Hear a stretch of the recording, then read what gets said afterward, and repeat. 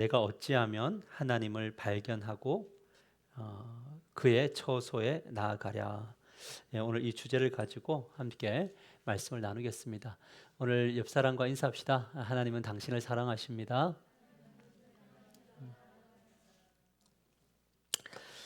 어, 그 리더머 교회라는 교회를 섬기는 팀 켈러 목사님이라는 분이 있습니다. 지금 젊은 목회자들에게 가장 지지받고 존경받는 그런 목사님이십니다.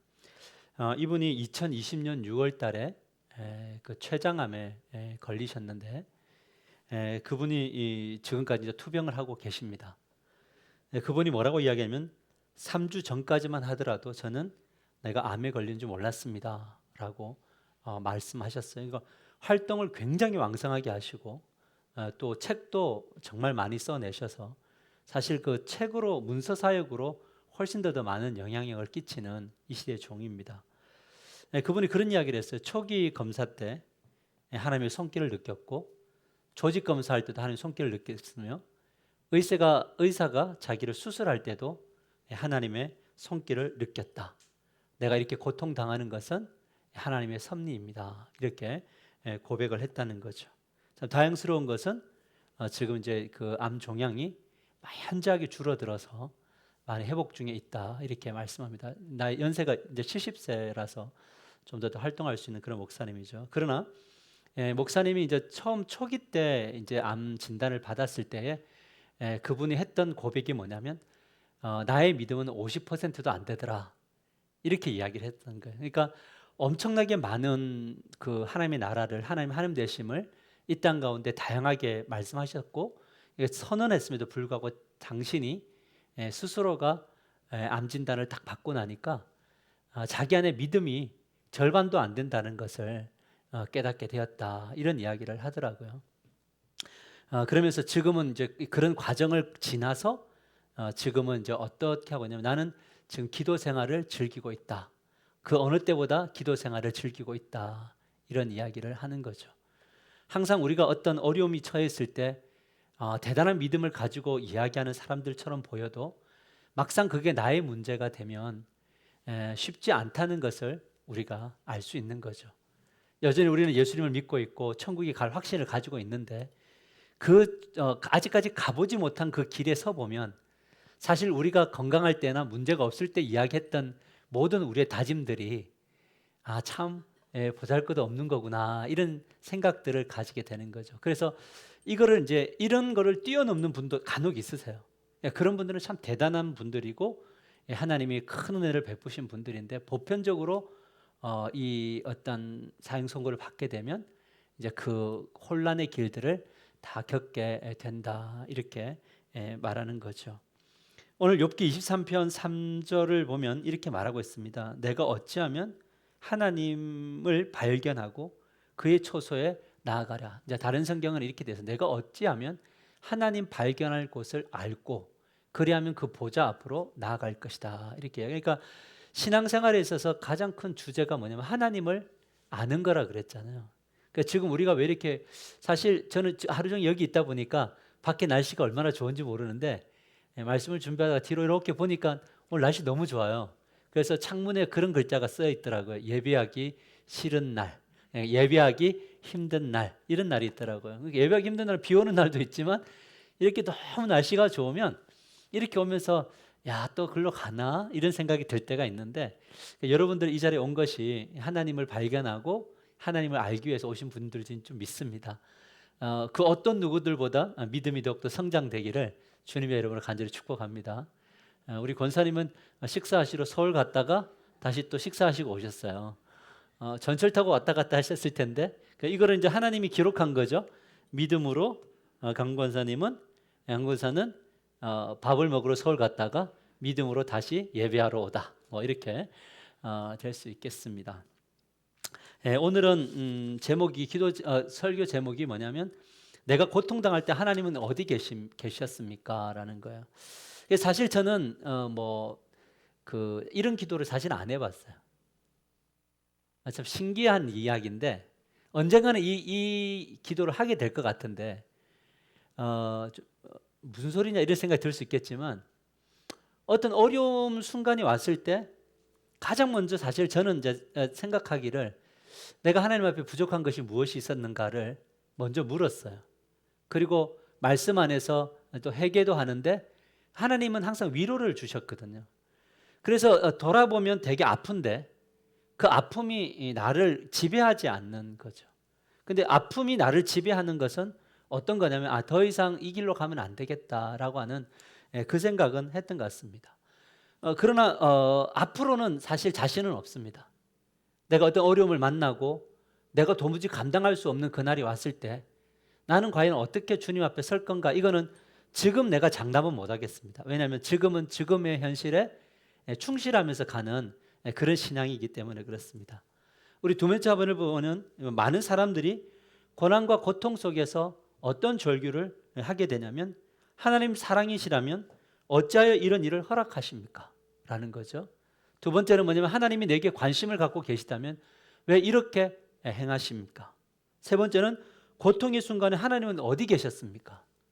네 번째, 왜 하나님은 나를 이제 마지막이에요.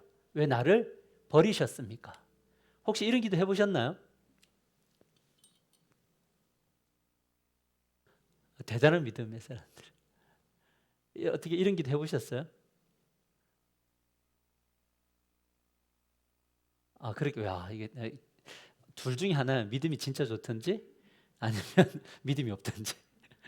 그냥 뭐 어려움 오면은 에이씨 될 대로 돼버려라 하고 갔든지 소리 조금만 좀 줄여줄래요? 갔든지 아니면 우리가 이게 지금 큰 어려움이 없었든지 여러분들에게 어려움이 없어서 여기까지 온 줄 믿습니다. 그러면 제가 그렇게 믿으면 되나요? 아니에요? 너무 그럼 뭐 어떻게 하라는 거야? 우리 서로 토론 좀 할까요? 어떻게 하라는 거예요?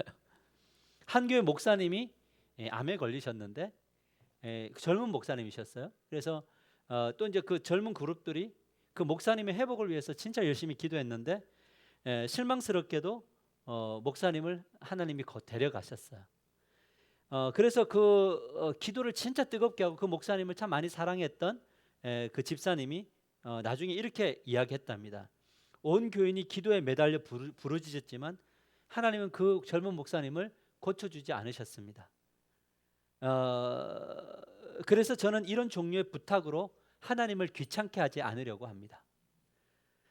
왜 제가 그렇게 해야 합니까? 나는 더 이상 상처받기 싫습니다. 여러분 이해되세요? 내가 누군가를 사랑하는 사람을 위해서 정말 하나님 앞에 기도하고 매달리고 엎드렸는데 하나님이 그 기도를 안 들어주셨을 때, 그런 것들이 자주 반복되어질 때, 그때 우리는 참 실망을 하게 되고 이럴 때 우리는 도대체 어떻게 해야 되는가라고 하는 그 답이 있는 거예요. 사실은 어떤 어려움을 겪는 분에게 찾아가서 하나님이 당신을 사랑하십니다. 하나님이 당신의 환경 속에 함께하고 계시니까 믿으십시오. 이 이야기가 과연 위로가 될까라는 생각을 해봐요. 여러분 어떠세요? 정말 절망적이고 힘들 때 하나님이 다 알아서 해주실 거야. 이 기도가 말이 위로가 되나요? 만일에 그 순간에 그 말이 위로가 될 때에는 뭐냐면 받을 준비가 되어 있어서 이게 와닿는 거지. 보편적으로 볼 때 어려움을 겪는 분들은 누군가의 위로가 사실은 위로가 되지 않을 때가 참 많이 있다라는 거예요. 예전에 이제 제가 김천에서 사역을 할 때 어떤 청년이 목사님 저 군대 다녀옵니다. 군대를 갔습니다. 열심히 훈련 받고 왔어요. 왔는데 너 왜 이렇게 일찍 왔어? 라고 이야기했더니 그 의가사 제대를 했다는 거예요. 백혈병이 걸린 거죠. 그래서 그 친구가 경북대 병원으로 입원을 하고 목사님 저 수술하고 올 겁니다. 근데 일주일 만에 생을 마감했어요. 그 친구가. 그 과정이 짧은 과정을 그래서 이제 장례식 있다고 해서 이제 대구로 내려가서 병원에 이렇게 있는데 가보니까 이미 집으로 이제 또 이제 시신이 이제 옮겨진 그런 상태인데 집에 가보니까 그 초라한 집에 그 홀어머니를 모시고 있었거든요. 그 집에 그 아이 시신 그대로 이렇게 덮고 이렇게 이 엄마가 그 앉아서 넋을 놓고 우는 것을 봤단 말이죠. 그런 상황에 있느라 나의 아들, 나의 하나밖에 없는 이 아들이 군대를 갔다 와서 그냥 바로 죽었어요. 그것도 너무나 짧은 헤어질 수 있는 기회도 헤어짐에 대한 그 준비 과정도 없이 죽었을 때 그 부모님에게 우리가 해줄 수 있는 위로 과연 어떤 것으로 위로가 될 수 있을까라는 거죠. 이것은 실존적인 어떤 문제인 겁니다. 이거는 믿음과 상관없이 우리가 당해야 되는 우리 인간의 어떤 연약함 그것일 수 있다는 거죠. 그래서 고통이라는 문제가 올 때 정답을 줄 수는 없습니다. 오늘 제가 설교를 하는 것도 정답입니다만 이 정답은 그 스스로가 하나님의 관계 속에서 맞아요 할 때까지는 정답이 아닌 겁니다. 정답이지만 정답이 아닐 수 있다는 겁니다. 그거를 우리는 뭐냐면 내가 당했을 때도 그 아픔 가운데 하나님이 위로하시는 거죠. 왜냐하면 너가 충분히 그럴 수 있다는 거예요. 너의 아픔 속에 그럴 수 있고 너가 이해할 수 없는 모든 부분들을 내가 안다. 이걸로 하나님이 계시지 거기서 너는 왜 그러냐 어떠냐 저떠냐 이런 이야기를 안 하신다는 거죠. 하나님도. 이해되시죠? 그거를 우리가 어디서 볼 수 있냐면 우리가 자주 만나는 엘리야를 통해서 볼 수가 있는 거잖아요. 내가 주님을 위해서 그렇게 열심히 일하고 목숨을 걸고 싸웠고 정말 백성들을 위해서 내가 최선을 다해서 했는데 돌아오는 것은 뭐였죠? 이세벨의 위협과 백성들의 등돌림이었잖아요. 그게 안 하고 싶은 거예요. 그때 그 옆에서 누가 이야기해도 하물며 하나님이 이야기해도 위로가 안 돼요. 얼마나 힘들었으면 그냥 로뎀나무 아래 가가지고 그 고통스러움이 너무 힘이 드니까 고통이 힘들다는 것은 최선을 다한 삶이었나요? 여러분 최선을 다해서 주님을 사랑하면요 아까 말했던 그 기도를 할 수 있는데 최선을 다해서 주님을 사랑하지 않으면 이런 기도가 안 나오게 돼 있어요. 내가 주님을 믿고 주님을 의존했다가 오는 어려움일 때만 이 기도가 나오는데 엘리야는 그랬거든요. 저는 왜 아까 그런 기도를 못 했느냐? 최선의 삶을 주님 앞에 안 살았기 때문인 거죠. 엘리야는 그랬어요. 엘리야가 하는 말이 뭐냐면 이제 충분하다 이거 이제 죽어도. 사실 이 부분들이 어떻게 보면 그가 얼마나 인생을 불태웠는가를 볼 수 있는데 하나님이 그때 뭐 합니까? 뭐 해주세요? 물 주시고 떡 주시고 어루만져 주시고 재워 주시나요? 그게 하나님 일이신데. 근데 그거로도 위로가 됐나요? 그러니까 하나님도 위로를 못 하실 때가 있는 것 같아요. 우리가 안 받아들이는 거죠. 싫은 거죠. 하나님의 위로도 때로는 싫을 때가 있다는 거예요. 그래서 우리는 이 부분을 받아들여야 뭐냐면 다른 사람들의 그 어떤 몸부림치는 과정을 우리가 뭐냐면 그냥 이렇게 중보해 줄 수 있는 거예요. 그게 우리의 일인 것 같아요. 고통당할 때 우선적으로 우리가 받아들여야 될 것은 이제 정답입니다. 이 정답이 언젠가 여러분이 어느 과정을 겪으면 이 정답이 정답으로 받아들여지게 될 거기 때문에 말씀드리는 거예요. 하나님의 주권으로 달려가야 된다. 하나님은 모든 것을 통제하시는 분이시다. 이거를 우리가 받아들여야 된다라는 거죠. 세례요한의 일생을 보면 누가복음 7장 28절을 보면 뭐라고 되냐면 예수님이 여자가 낳은 자 중에 가장 뭐하다고요? 큰 자다 이렇게 이야기했어요. 자, 그럼 예수님이 인정받았으면 그의 일생은 우리의 공식이면 어떻게 해야 돼요? 우리가 주님께 인정받으려고 하는 거 뭐 받으려고 하는 거죠? 축복받으려고 하는 거 맞나요? 오늘 예배 왜 오세요? 축복받으려고 오신 거죠? 기도 왜 하세요? 축복받으려고 하는 거 맞잖아요. 맞아요. 틀린 게 아니에요. 큰 자면 복 받는 건데 지금 큰 자인데 뭘 하고 있냐면 감옥에 갔단 말이에요.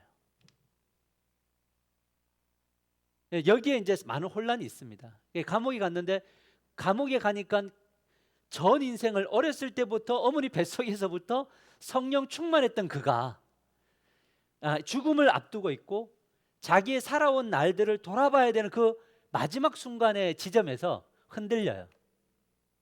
여러분 우리가 마지막 순간에 흔들릴 수 있어요. 지금 우리가 기도할 수 있는 것은 한 가지인 것 같아요. 하나님 조금 덜 흔들리게 해주시든지 아니면 흔들리지 않게 해주십시오라고 하는 거. 이런 기도 하세요? 하나님 저는 좀 덜 흔들리게 해주세요. 이런 기도 하세요? 우리 몇 명 안 되는데 우리 마스크 좀 벗고 우리는 좀 덜 흔들림. 하나님 흔들리지 그래서 결국 마지막에는 뭐냐면 정말 그 이 스테반 집사가 하늘 문이 열리고 나를 바라보고 계시는 그 주님의 그 얼굴과 나의 눈빛과 주님의 눈빛이 면대면하게 되는 그런 순간을 하나님 저에게 주십시오라고 지금부터 그 준비를 위한 기도가 필요한 것 같아요. 그래서 죽음을 준비하는 기도, 죽음을 준비하는 신앙생활. 왜냐하면 불현듯 닥쳐오는 그 상관 앞에 우리가 준비가 되지 않으면 우리는 너무나 많은 또한 고통을 겪어야 될 거기 때문에 우리가 늘 이런 자리에 서게 되기를 축복합니다. 그러나 세례 요한이 참 잘한 거는 뭔지 아세요? 제자들을 데리고 불러와서 요청한 거죠. 오실 그 해가 당신입니까? 다시 기다려야 됩니까? 할 때 주님이 그 대답을 해주시는 거예요. 우리는 왜 고통스러울까요? 나의 공식과 하나님의 공식이 달라서 한 거죠. 이것은 마치 이런 거하고 똑같아요. 하나님 점프해 보세요. 하나님 얼만큼 점프하실 수 있으세요? 제가 원하는 하나님의 점프는 한 10m, 20m 제자리에서 공중부양하시는 하나님을 기대해요. 그런다고 해서 하나님이 점프하시나요? 그렇게 상관 하나님 저 오늘 이거 이렇게 하나님 보여주세요. 하나님 그러면 저 좋겠어요. 그러면 그분이 막 우리가 원하는 대로 하시는 분이 아니라 그분은 뭐냐면 그분의 주권을 가지고 우리의 삶을 이끌어 가시는 분이시다. 그래서 아브라함은 아브라함의 일생대로 이끌어 가시나요?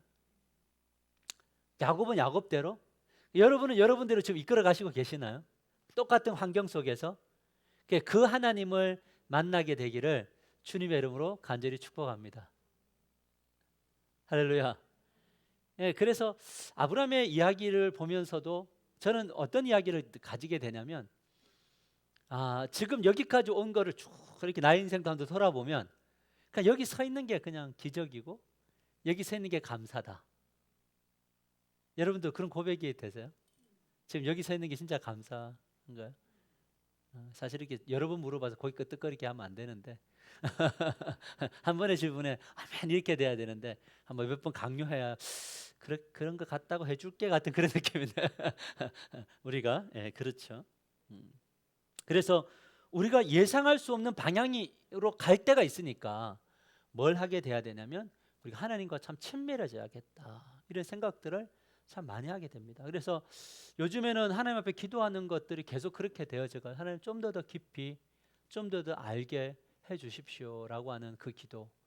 그래서 우리 모두가 만나서 간증하고 나눔을 가질 때 뭐냐면 하나님이 나를 이렇게 이끌어가고 계셔요 라고 하는 그 간증들이 우리들 안에서 많이 일어나게 되기를 주님의 이름으로 간절히 축복합니다.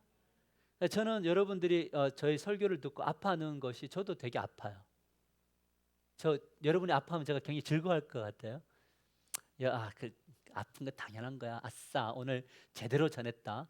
오늘 몇 명이 아파했을까? 그렇지 않아요. 왜 그러냐면 그 설교를 전하는 나도 찔림을 받고 아픔 속에서 가고 있는 거니까. 근데 이제 또 하나님 앞에 한편으로 감사한 것은 뭐냐면 그래도 우리 교회가 말씀을 듣고 찔렸는데 아팠는데 그래도 그 자리에 서 있는 여러분들이 너무 고마워요. 그래서 제가 요즘에 기도하는 건 뭐냐면 하나님 저도 좀 기분 좋고 위로할 수 있는 설교를 할 수 있도록 어느 순간순간만큼 좀 열어주세요. 그런 기도를 하거든요. 여러분 기도하세요. 저를 위해서. 하나님 우리 목사님도 좀 기분 좋고 신나는 설교 좀 하게 해주세요. 이런 기도들. 세 번째 갈까요? 원하는 것만 받으면 신앙인가? 같이 읽어봅시다. 시작. 신앙은 단지 우리가 원하는 것만을 하나님에게 받는 것이 아니라 그분이 주시는 것이라면 좋은 것이든 나쁜 것이든 의심 없이 받는 것이다 라는 거예요. 그냥 우리 자녀를 생각할 때 그래요. 정상적으로 걸음 그래도 살아갈 수 있는 아이들 이어서 감사하죠. 어떤 이들은 볼 때 그 자녀들이 굉장히 핸디캡이 있는 분들이 계세요. 평생 그렇게 가야 되는 이런 분들을 볼 때 거기 안에서 나는 행복하다 이것 감사하다가 있지만 그런 상황 속에 있는 분들은 얼마나 힘들까. 이거는 가히 우리가 뭐냐면 상상할 수 없는 이야기 아닌가요? 상상할 수 없는 이야기예요. 어떤 분이 이제 그 대장 검사를 했는데 용종이 막 그냥 대장 전체에 있는 거예요. 한두 개가 아니라 이 특이한 질병인 거예요. 그러니까 대장을 다 잘라내야 되고 또 거기에서 이제 오늘 너무 살벌한 이야기를 하나요? 그런 분들을 볼 때 이게 우리가 지금 상상이 될 문제인가?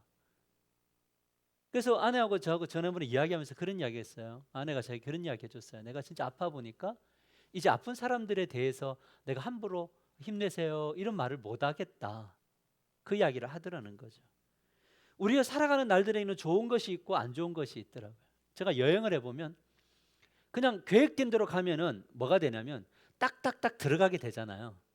그러니까 뭐냐면 가서 좋아 라고 하는 감동은 있는데 우와 이런 감동은 사실 없을 때가 많아요. 공식대로 가면. 근데 어느 날 길을 딱 들어섰는데 이게 뭐 좀 예상도 못한 강이 흐르고 강도 너무 예쁜 강이 흐르고 옆에 산이 있고 막 꽃이 피어 있고 그 길이 쭉 펼쳐지는 그 길을 걸어갈 때는 어떻게 되냐면 와 이런 날이 있잖아요. 근데 딱 들어섰는데 그때부터 뭐 아무것도 없고 척박하고 이러면은 굉장히 힘든 날들이 있더라고요. 우리의 인생이라는 것이 보면 그런 것 같아요. 가다가 보면 확 좋은 날이 있는가 하면 안 좋은 날이 있는데 그런 모든 인생의 날들을 우리가 어떻게 해석하고 받아들일 것인가를 위해서 우리가 하나님 앞에 기도하고 받아들이는 훈련과 인정하는 훈련을 하다 보면 그 내면 안에 놀라운 역사가 나타날 줄 믿으시기를 바랍니다.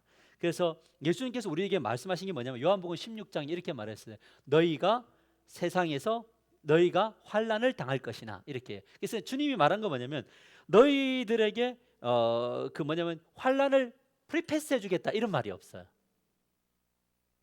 그러니까 이거를 이제 그 구약을 보면 어떻게 되냐면 출애굽하고 바로 가나안 땅이 아니라 출애굽하고 프리패스에서 이 고난의 광야를 가지 않는 게 아니라 광야를 가야 되는 거예요. 왜냐하면 그곳에서 누구를 의존하게 배우는 겁니까?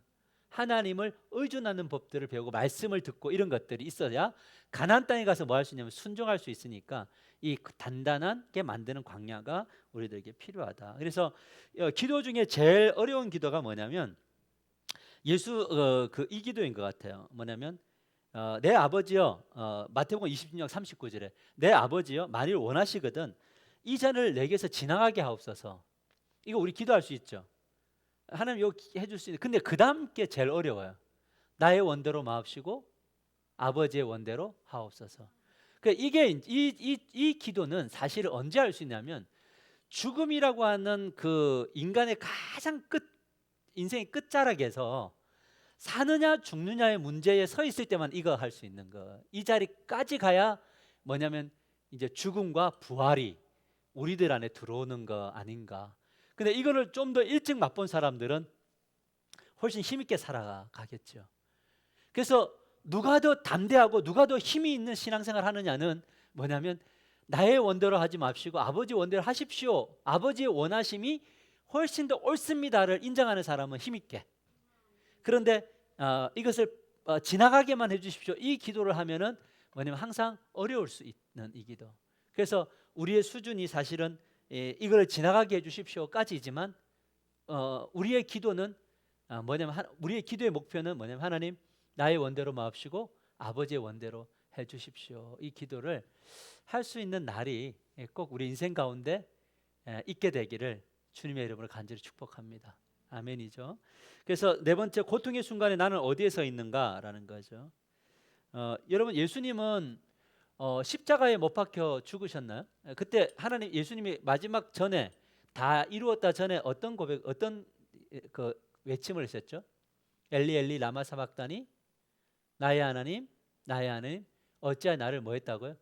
버리셨나이까. 그러니까 예수님이 경험한 거는 뭐냐면 십자가에서 버림받음에 대한 경험이었어요. 그래서 예수님이 우리들에게 주신 가장 큰 도전은 뭐냐면 가장 큰 불행과 무거운 뭐냐면 버림받음. 하나님이 나를 떠나 있는 것 같은 하나님이 나를 외면하는 것 같은 이 자리가 가장 인간에게 있어서 불행한 자리인 건데 그걸 예수님이 극복하시고 죽으시고 부활하셨다라는 것이 우리들에게 희망을 주는 거죠. 그렇기 때문에 장차 결국 우리는 부활하여 고통과 죽음이 없는 곳에서 살게 될 줄 믿습니까? 이 고백이죠. 그러나 이 땅에서는 아니에요. 이 땅에서는 우리는 뭐냐면 고통과 눈물이 널브러져 있는 이 세상에서 더불어 살아가요. 그러니까 제가 이렇게 널브러져 있다라는 게 좀 와닿았어요. 이제 책을 읽으면서 뭐냐면 널브러져 있다. 고통과 눈물이 널브러져 있다. 그러니까 마치 지뢰처럼 이쪽에 가도 고통 현장이 있고 이쪽에 가도 눈물이 있는 이런 것들이 우리들의 인생이더라. 근데 이 가운데서 우리가 할 수 있는 것은 무엇이냐면 이미 승리하신 주님, 그 주님 붙들고 가는 거고요. 그러면서 또 하나 더 필요해요. 서로 위로하는 거예요. 우리는 혼자 고통당하지 않아요. 여러분, 우리 교회가 이것이 느껴지는 교회이기를 주님의 이름으로 간절히 축복합니다. 누군가 어려울 때 혼자 어려운 게 아니라 우리가 함께 기도하고 있다는 이 사랑이 굉장히 많이 느껴지기를 축복합니다. 우리 옆 사람에게 이렇게 인사합시다. 우리 서로 느낍시다. 예, 함께 하십시다. 오늘 제가 이렇게 이제 설교하려고 오는데 찬양팀 3분, 4분, 4분하고 문 집사님 혼자 앉아 계시더라고요. 박선재 집사님. 그래서 오늘 소그룹인가 보다. 예, 오늘 그래서 마음 먹고 오늘은 6명인데 진짜 즐겁게 해야지, 힘이 더 힘게 해야지 하고 문을 열고 나가니까 그쪽에 또 소그룹이 하나 더 있더라고요.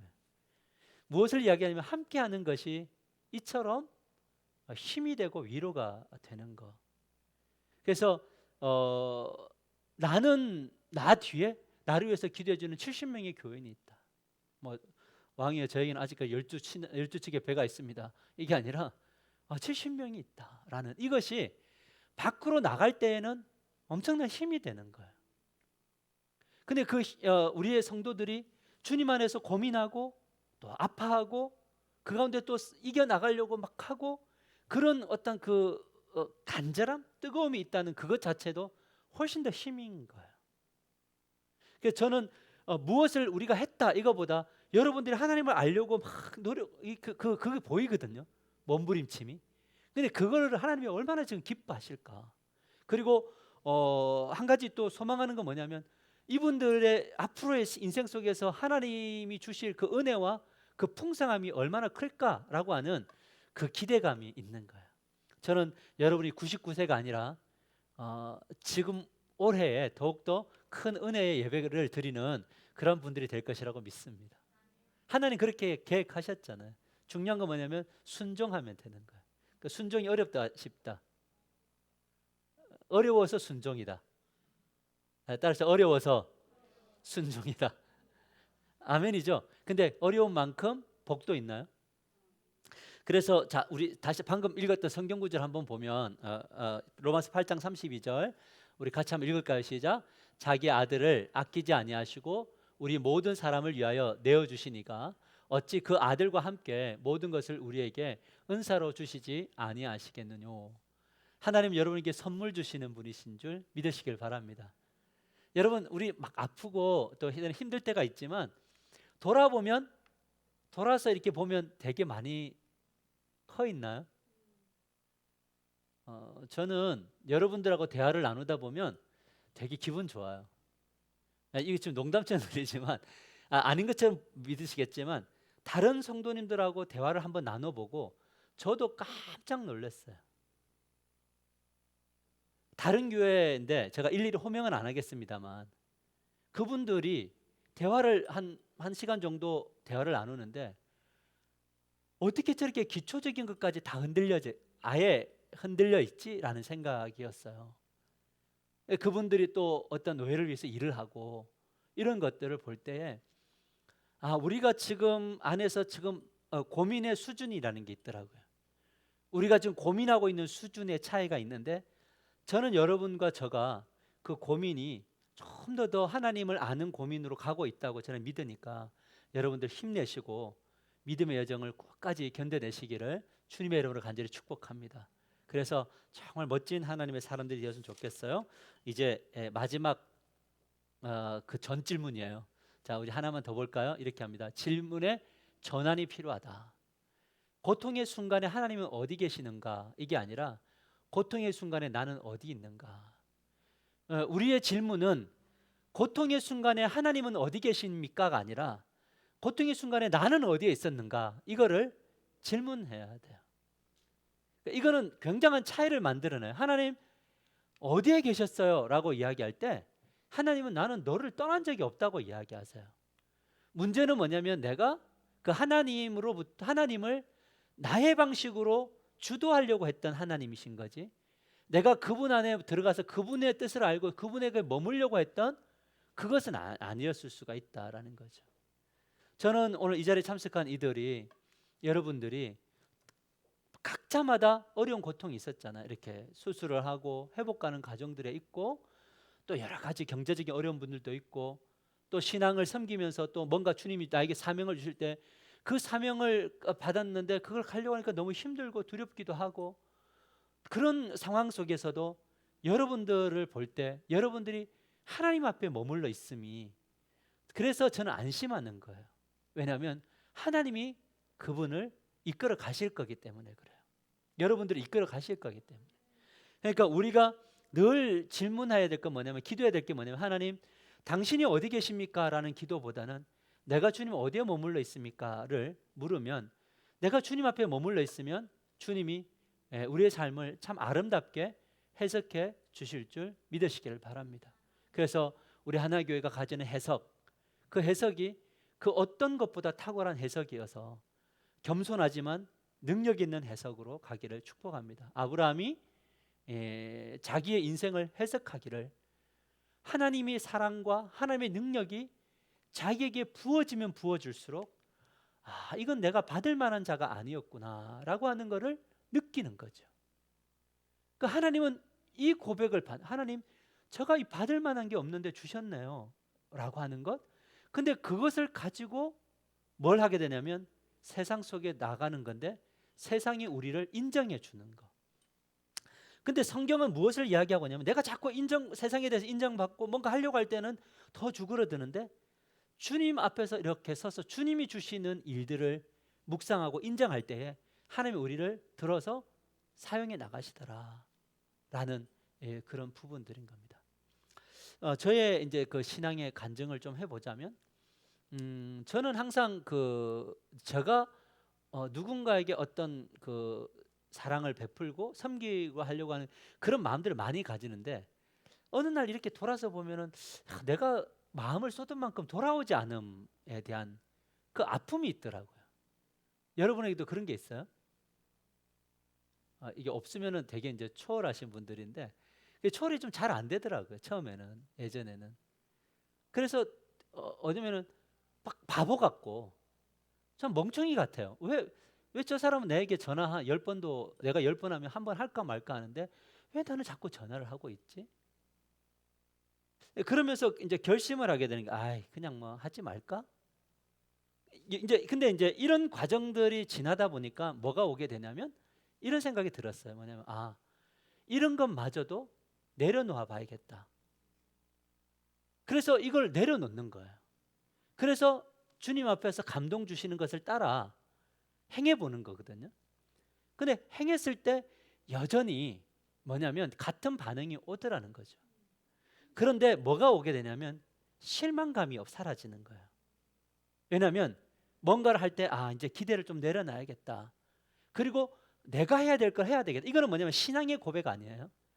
그분이 나를 이런 마음을 주시니, 이런 기질을 주셨으니 나는 이렇게 살 거야 라고 했는데, 하나님이 어떤 것을 주시냐면 시간이 지나니까 많은 사람들이 묵직하게 인정해 주는 것들을 요즘 느껴요.